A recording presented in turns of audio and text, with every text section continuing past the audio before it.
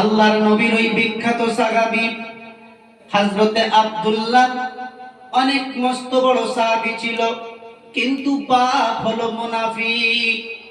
ও মুসলমানেরা, ও যুবকেরা, জওয়ানেরা, হযরতে আব্দুল্লাহ এইবারে বলেছিল, ইয়া রাসূলুল্লাহ, ইয়া হাবিবাল্লাহ, নবী গো, আমি দেখেছি আপনি একটা বর্তনে পেশাব করেছিলেন।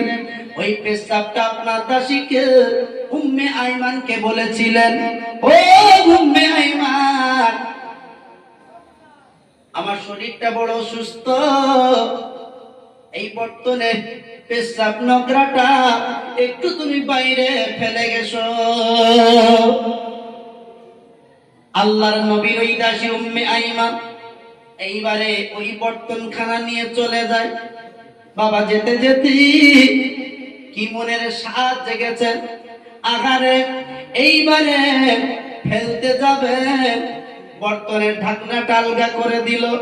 আহারে ওই পেশাব থেকে এত সুন্দর খুশবু জারি হয়।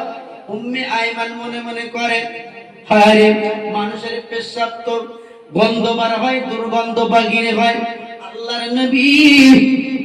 আল্লাহর নবীর পেশাবটা এত সুবাস কেন, এত সেন্ট কেন, এত সুন্দর সুবাস জারি হয়? উম্মে আইমান বলে, আমার মনে মনে হচ্ছিল গোটা আরব জমিনে যদি ঘুরি এইরকম একটা খুশবু খুঁজে পাওয়া যাবে না।